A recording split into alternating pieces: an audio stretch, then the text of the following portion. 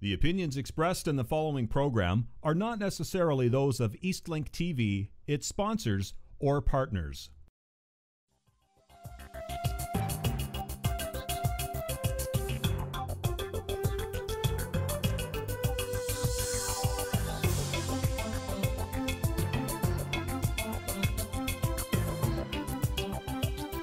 Welcome back to DocTalk on EastLink TV. I'm Dr. John Gillis, here today talking about mental health, the law, and recovery with Dr. Andrew Starzomski from the East Coast Forensics Hospital. Welcome to the show. Thank you. Great to be here. So this is a really interesting topic, mental health in general. I mean, I think we see in the maritime provinces that a lot of comments in the media about just how challenging it is to meet all the need, and there are many areas of mental health that applies to.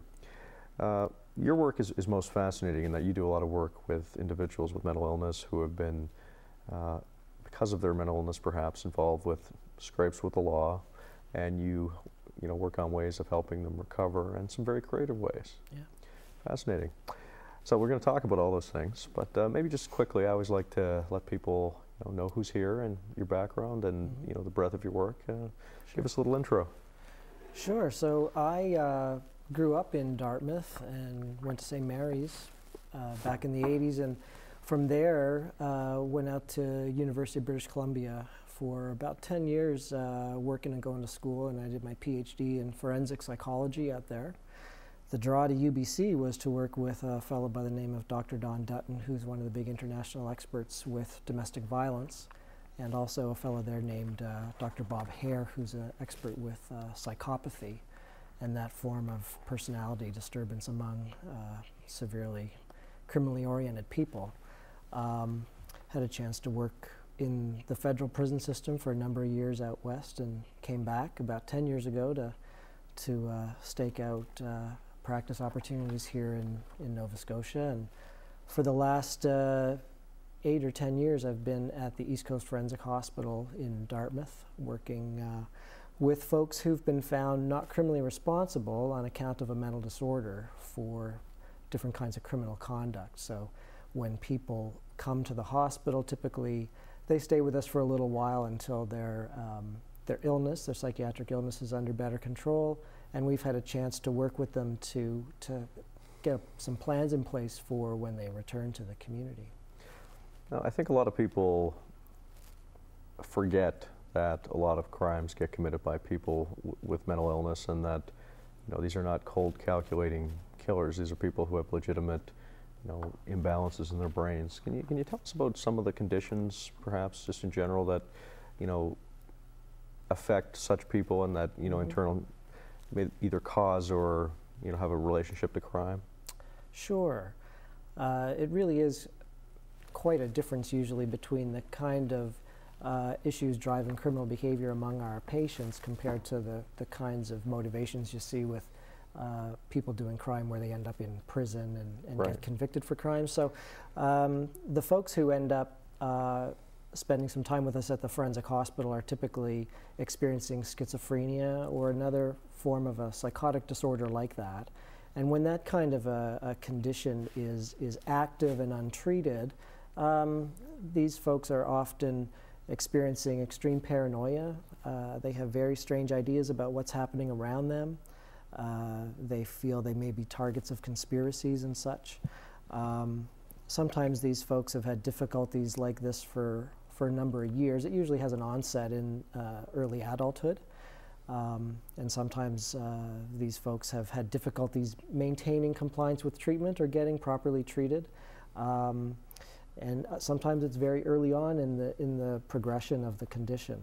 So we have a situation at our hospital often where folks are exposed to the first long-term opportunity to really get well and stay well, and come to terms with having an illness that requires ongoing management. And there's a lot of challenges around that, but we've had a lot of folks move on to be able to get some very good things going in their life as a result. Absolutely, and that's fantastic. And we're going to talk a lot about that, but I think a big part of what you do is you have some creative therapies around recreation, music, and cycling is one of them. And we actually have a video that shows some of the therapies, which may seem a little unconventional to viewers, but I'd like them to sort of see what you've done with some of your patients, some of your clients to sort of help in their recovery, and then we'll pick it up from there and talk about some of the other great things you do. So I'm just going to throw to that video now and have a look at some of the great work being done at the East Coast Forensic Hospital.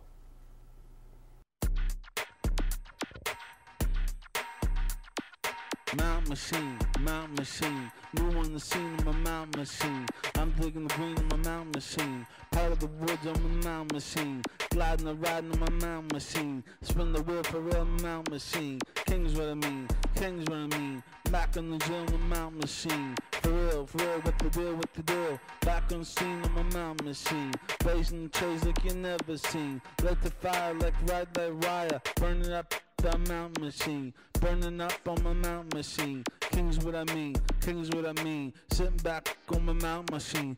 Here I come, lyrics ain't for fun. So serious, mysterious. Five on the job for survival. Who speaks real? I speak real. Not in the middle with the ill. Cats get killed. People get killed for the thrill. Bugs spill. The sport is so crazy. Amaze me, blaze me. Can't believe the jumps, the pumps, the humps, jump pumps.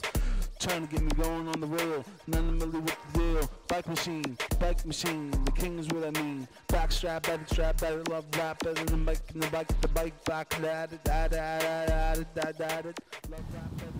Personal highlight. Back at it. Almost smoked a tree. Rights. Can I have a little bits of that bits and bytes? Now I come through cold, so correct. I come through and I don't disrespect. I come around because it's so respect. It was a good ride. I enjoyed myself. I'm glad that I'm here and like enterprise, no surprise, realize strategize, situation, conservation, facing the matter, chatter, clatter, rhyme data, style getting fatter, change the matter, to control, top control, mind and my soul, check my pot, check my flow, break it down for you, you wanna rise to hip hop, non stop, mad pop, I believe in God, he believes in me, lyrical. Like one of those curves when I was on my own, free, lost in the woods, almost wiped out because I had to slam on all the brakes. Back on my bike machine, how you like me now? As I come through the crowd, shake out loud. People go, I'm proud. I can't believe, like a pet peeve and grieve with these MCs trying to make me inside leave. Back on the bike machine, talking about the cook and the cream. Back on the bike machine, talking about the cook and the cream. Back machine on the bike machine, gliding and riding side and side. People going on the fire hydrant, sitting up wheels. What the friggin' deal? I be going bikes and bikes with hikes. I take a chick with me, tick, step, tick, hectic, chick, ticky. Come around, come with me. Now can you speak the real? What to do? I come around on my bike machine. I thought it'd be a good way for the clients to have independent access into the community. I also thought that a lot of the clients need to bring enjoyment back into their life, bring exercise, bring experiencing their community, bring fresh air back into their life.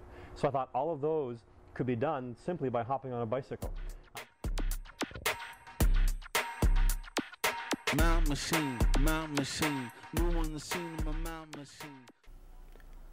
So that was a fascinating video of some really creative stuff you guys are doing involving cycling therapy. Yeah. Tell us about that.